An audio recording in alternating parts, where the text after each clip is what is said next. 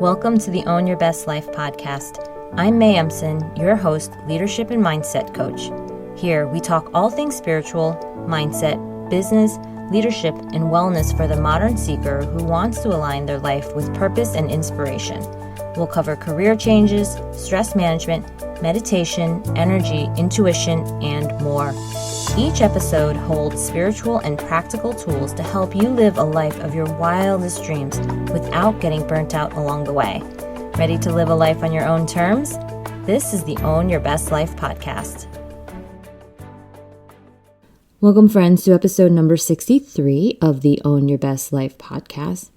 So I've often found that when we have major changes to our lives, they can help us discover another part of ourselves.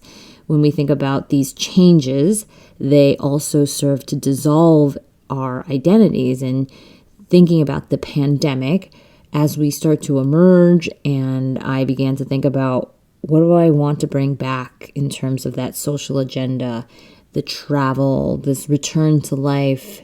And I find it really helpful to reshape our life by turning the contents of our lives on its head, by dissolving this fixed way of living and thinking.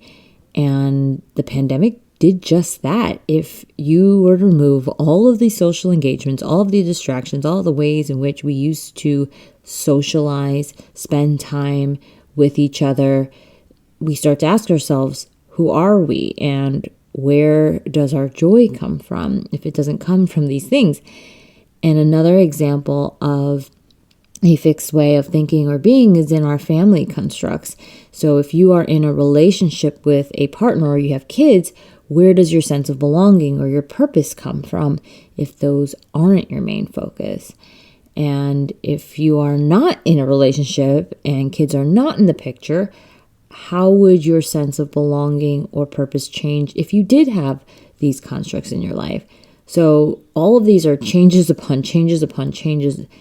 And each change is really a death of some part of ourselves from that previous minute, from that previous day, from that previous week or month.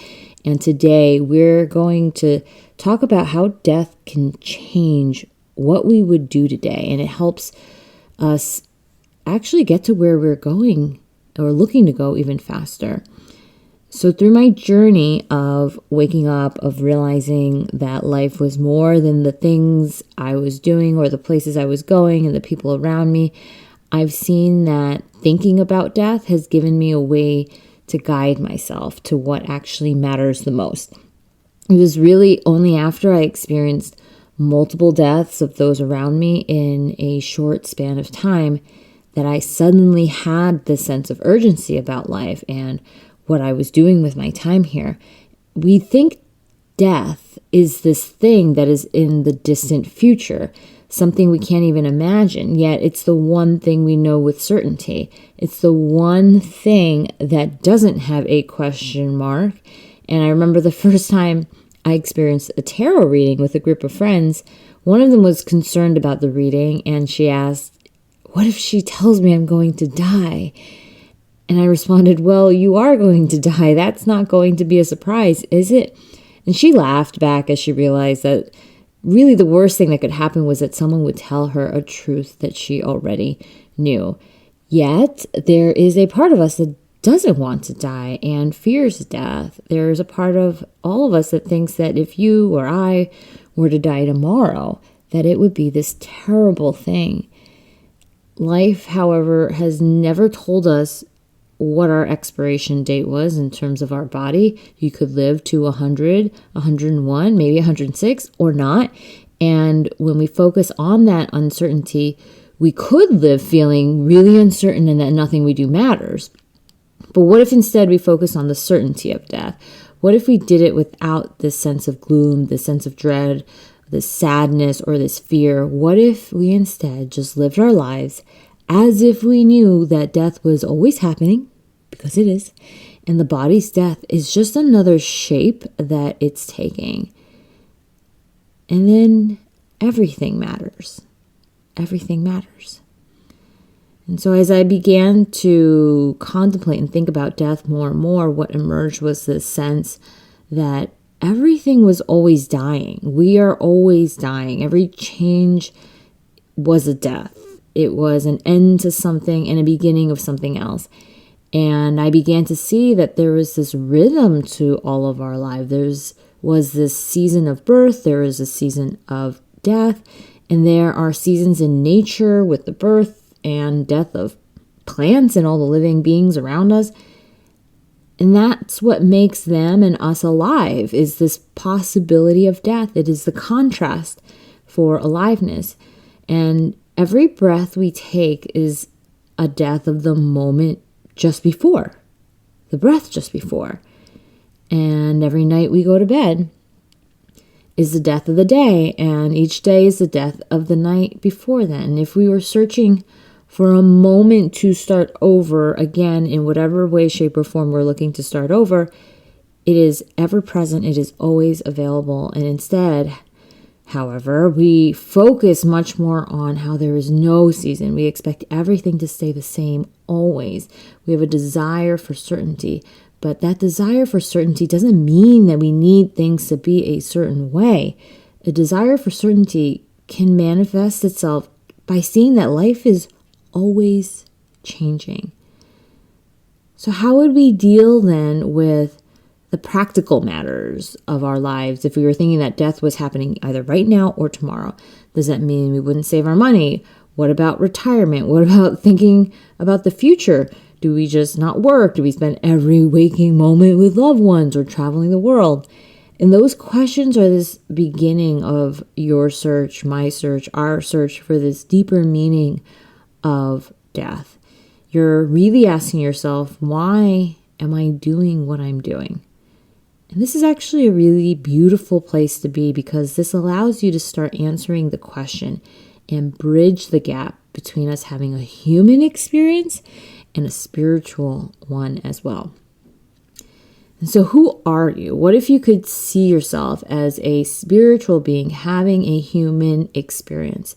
We talked a lot about ourselves and our bodies last week, how we relate to food and the things that are physically here in our life. But really digging into the both of being a spiritual being, the both of being a human being. And if you are a spiritual being, one that was brought to this human experience to understand life even more, then the meaning of things, the meaning of experiences and the events in our lives then become this way for us to understand ourselves even better. And the focus then becomes the internal. And you can imagine yourself as this energetic being, first and foremost. And imagine you were this big ball of light. If you are very visual, this might help you feel it even more. And you are vibrating and you are moving, and that the physical world and that physical body of yours starts to fall away. And imagine that this vibrating ball of light is bigger and it's brighter than that which it is surrounded by. So much so that it leaves a trail of light in its wake. It's like you're moving and the light's coming behind you.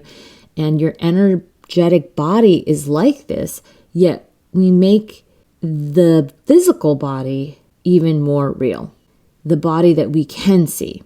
We're turning it inside out, and life is about turning ourselves inside out to start living from that energy, to see that now you are the one which experiences things. And when you experience it from a human body point of view, a physical being point of view, things start to look petty. They look not right. They look small. They look confusing. Yet when you experience it from this point of view of your energetic or spiritual body, you start to see past that external world. The energetic and the spiritual body can see beyond sight, sound, touch, hearing, smell. And when you can shift your consciousness out of these senses into that realm, you'll experience that that external world doesn't matter as much as we believe it does, even if we feel that we're constantly living within it. So what happens? What happens now when we shift our perspective and we live more from the inside out? Well, we start to experience life differently. It's not that the things around us change. We change. And when we change our perspective, our perception, our projection of what's around us then also changes. So let's take material things, for example. When I focus on my human existence full of fears of not enough or being bored or needing to be busy, I accumulate things. I accumulate stuff. And I'm now trying to live without this fear-based way of thinking. So I started thinking a lot about my relationship with all this stuff in my life. If I weren't so caught up in the accumulation of things or the doing of things, what would I have in my life? And there is a certain amount of stuff. As I look around me now, I can see maybe kids' toys, I can see books, I can see decorative items like pillows. And simplicity is this quality of being easy to understand or do. And I want to be able to feel freedom from all the things that are here, yet I still live here, right? I'm still this human being. So we bridge. We don't need to be so rigid about all the stuff that having it in my life starts to bring me stress. But we can be clear that having a place to sit makes that human experience easier. Having some toys to play with for kids is done out of love. The question then becomes, what do I have because I love, not because I fear? If I have all the toys because I fear that the kids will be bored, I'm existing tied into this physical world as if that would solve the problems of the internal world. Just have more things and they will be fine. If I have some toys because it's fun to have some toys and imagine and play with them, then it becomes less about the toy. I could use a cardboard box and have it be the thing. So the material structure starts to fall away. And this concept sometimes is hard to embrace because we are so tied in. We are so tied into the material that we can't even imagine what it would be like without it. We can't imagine that. And so instead of doing that, first and foremost, we just start with thinking, if I had this thing, why do I have it? And am I doing it because of fear or out of love? And if it wasn't this exact thing, would I be okay if it was something else then? And that helps us start to lose that stickiness around this attachment to the material thing itself, having to be a certain way and having our lives look a certain way as well. And so just be compassionate with yourself as you start this process of dissolving these parts of yourself that are attached to these things, because we've spent a lot of our lives not questioning why we're accumulating or why we're buying or why we have or why we don't have. And now you're thinking in this different way, a new way. And I don't know if today is the first time you've thought of it or not, but if it is, this might feel like a big shakeup to the way that you're living. So just start first with this mentality of, why am I doing this? Why do I have the things? And is it done out of fear of not being enough, or is it done out of love of wanting, to give? So if you can use anything and have it be the thing, with that type of thinking, the material things in this world are just passing through. They're just passing through in my life. I have this energy of giving things away easily and buying things easily. I've asked myself to go through these periods of trying to not buy any clothes, for example, just because I knew that would test a part of myself that desired to fill this void of worthiness with clothes, with outfits. And when I did that, I saw that I was fine. I was fine. I also asked myself to go through periods where I say yes and I buy easily, because I knew that another part of myself wanted to hold on to its identity as a certain kind of person by maybe hiding behind clothes that didn't allow me to stand out or be seen, or a fear of spending money because I have to have the saving mentality. Which one is right? Neither. So whether you buy the clothes or not buy the clothes is not really the thing. It's understanding our relationship better. And if you have a pattern of doing one thing versus the other, and it's not serving you, or you just want to try something else out, then do the opposite and see how that feels.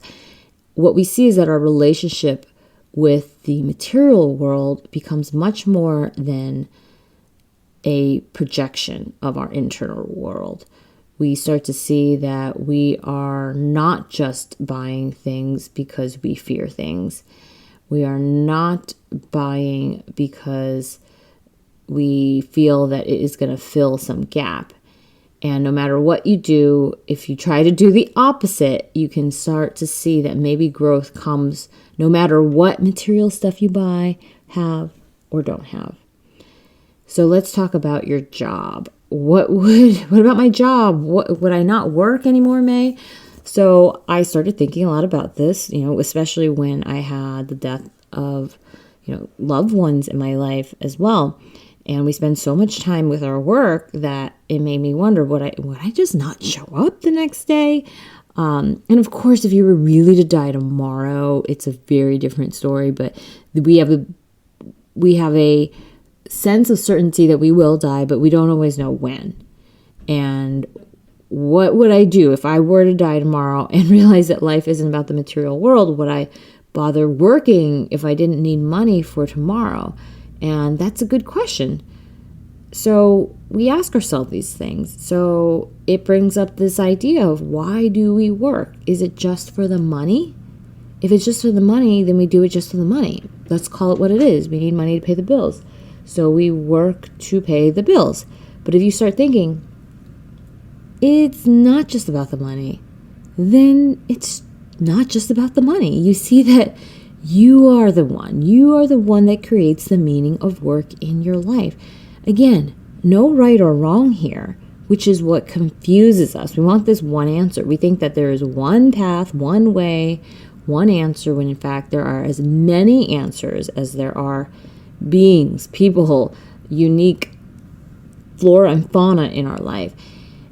And what we bring to our lives and our jobs is our unique blueprints. This is the most important thing. This is the understanding and the ways of being that we have. We show up and we express ourselves daily in our lives, whether we work or don't work. Work becomes a way for you to express yourself through. Living is also a way for us to express ourselves through. And expressing ourselves is another way of saying that we're learning to see ourselves as we are in relation to other things. So work just provides a construct. Work provides a situation. Life provides a construct. Relationships provide constructs. We start to see how we are in relation to other things. And all of this is something that we've decided in our minds are important. And it's another way to see how we've placed ourselves in this very human world. And what if you saw that you are a spiritual being having a human existence, and suddenly you start to realize, well, the job doesn't mean as much as I thought it did. Even if it's your passion, could it not mean as much as you thought it did? It's hard for people, and it was hard for me to think like that for a while, especially because I tied so much to my work, so much of my identity, so much of my purpose or who I am. And suddenly you're realizing, when you start to think that way, that it doesn't really matter what you do. And that can feel frustrating, or really like I'm just giving up if I don't know what I'm doing here. And I would encourage you to, in fact, feel the opposite. And it's when we can actually dissolve our sense of identity as someone that must be this or must be that, that we start to see that we can be and do anything we want. So it's not like this dissolution of yourself is for no reason. It's almost like you burn everything down so that you're clear. You are free. You have space. And you're now able to build something even more beautiful, or even more you, and even more authentic. And so really drop into this idea that it is in our being, and it's not in our doing. It's in our being and not in our doing. We see what's in front of us, and we relate to it in this way that's to bridge that human experience. Pay attention. Start to notice what life is asking us to do and inviting us to do and showing us to do in terms of opportunities versus what we think we have to do. Because right now, you likely don't even have to decide if you're working tomorrow because you've already made that decision. You probably already decided that you're working or not working. Life isn't changing yet for you to have another decision to make. So we roll with it, we roll the punches, we see what life brings us. We show up to our work, we do our job, or we don't. What feels like the right next thing to do? That's the question. The thing you would do out of love and not necessarily fear. And let that guide you. Let your intuition, your higher self, your all-knowing self, your connection to the divine, your inner voice guide you. And what that feels like, because I know that for many of us, maybe we've lost that connection to that intuition. We feel really unsure of that voice. What truth feels like is this clarity amidst a storm. And it feels like peace. And when you're not sure what you're supposed to do, ask yourself from this place of peace, this place of stillness, what you should do. And that's where the clearest answers come from.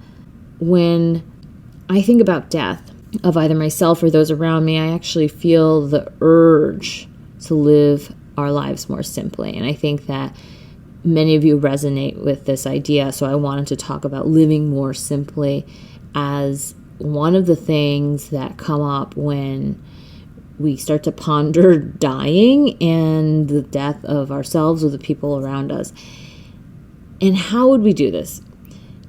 It is by worrying less and by keeping our focus on accepting and loving our current reality. I realized that I could take care of myself and those around me without worrying about the next thing. That is one thing that I want to emphasize, the worry. If I were to die tomorrow, there would be no worry about what's next.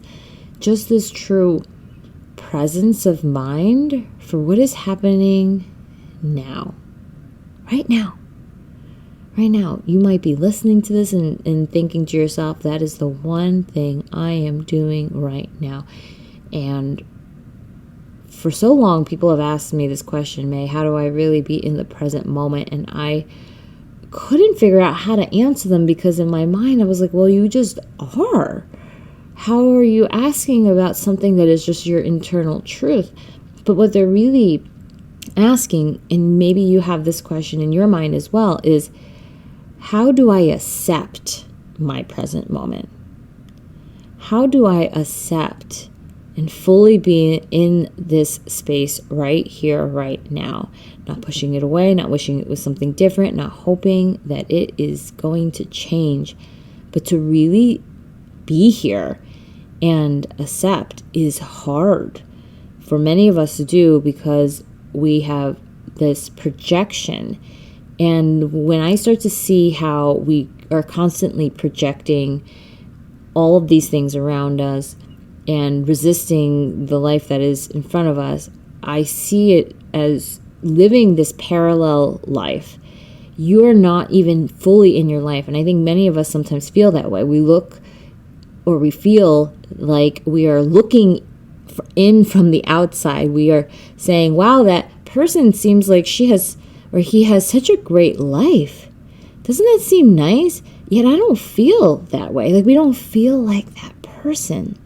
Like we know we should be grateful. We know we should be happy. We know we should have enough.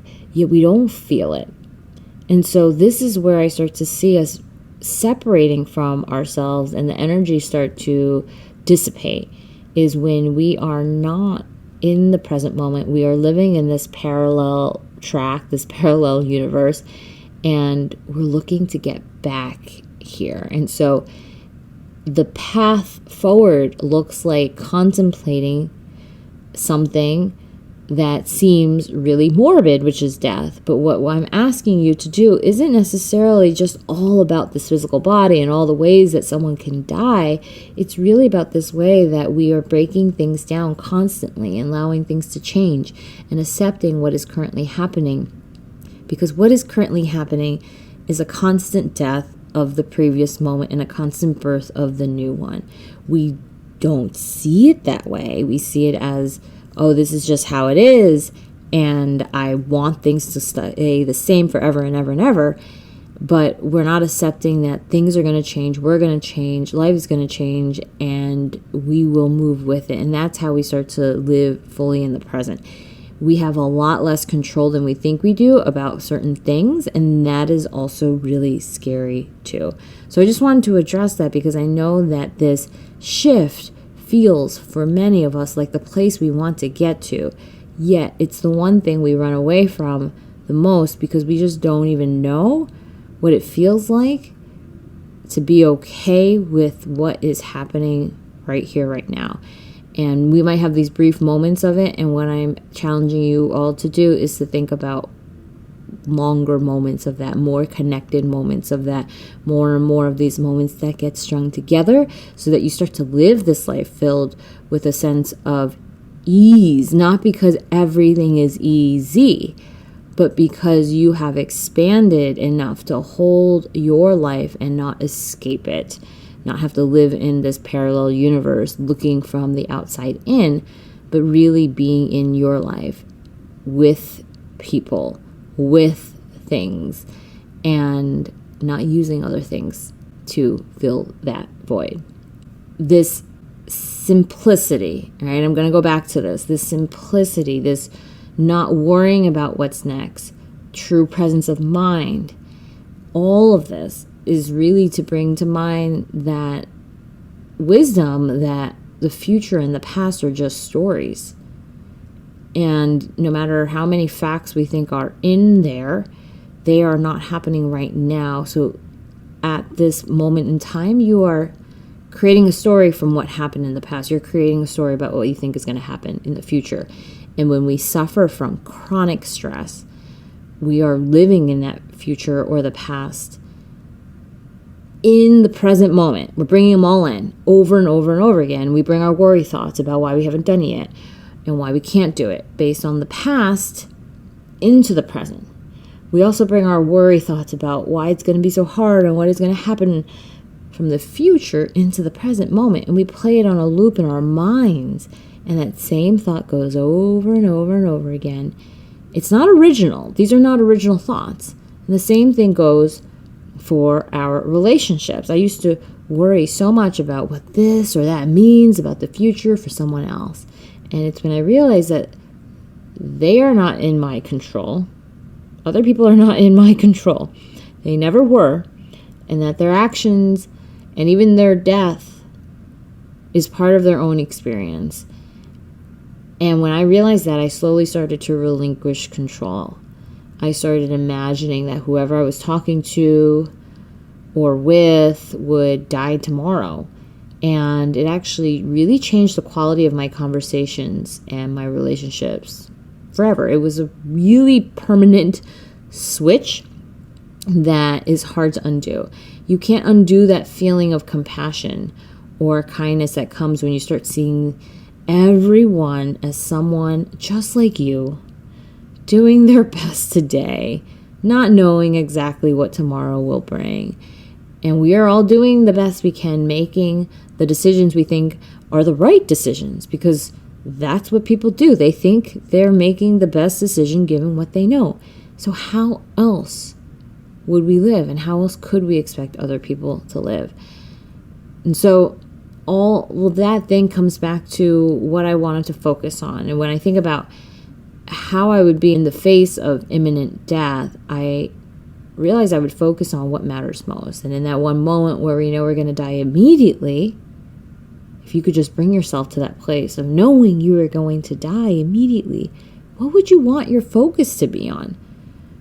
So I'd focus on this all-encompassing sense of love, of peace, of joy. I would feel that bursting out of my body, and I would feel it radiating into everything I know. So why wouldn't I live like that today? Death is imminent. And so how would my experience of life change if I were to live with that sense of being? It would eliminate the suffering in my life, that suffering that is chronic stress or concern brought about by these worrying thoughts or stressful thoughts. And it's It's not about the stuff we have or we don't have. It's the thoughts of not having enough or being enough. We get stressed when we think about needing more and not having. We get stressed when we think that there's not enough time. We get stressed when we think that there is not enough money. And if you were to die tomorrow, you don't know how much time you have exactly or how much money is enough. And so these are essential realizations to this idea that right now everything is okay. Right now you have enough time because you have the time you have. And reality is what it is. Right now you have enough money because it's the money you have. So even while you work towards saving more, making more, investing more, creating more, because you need to pay the bills or serve yourself or others with your work, you can do it without this sense of worry. You can live in the future and the present all at the same time by doing what you know now, right now, to do practically, right? The actual actions you have to take to live in this world. You don't have to worry because you're doing something about it. So thinking about dying doesn't mean you stop everything. Thinking about dying means the quality of which you do the things change. Gratitude becomes a big part of this quality of life and the way that we live. Because when we're grateful for what we have, knowing that we need exactly what is in our life right now, clarity then comes. We stop resisting what it is. We start loving it. We begin to focus on what is true. We begin to focus on what is truly important when we know what is true. So I have gratitude now for each of those deaths that have occurred in my life. I also experienced the human emotions of grief, of deep sadness, so much so that it surprised me. I remember thinking to myself, I knew that death was going to happen, yet how did I still get so affected by it? And that's what led me to dive even deeper into the spiritual world. I realized that the logical plane, the one where I understood concepts logically, couldn't address my questions regarding the depth of emotion or my understanding of my experience. It would tell me that a person died and that it was possible because it happened. But what I wanted to know was the sequel. What happens when we die? What happens to me and you? What happens when we witness death? What happens when we are with someone who is dying? And on a logical plane, we are there physically. However, on the emotional and spiritual plane, we are witnessing this moment of change.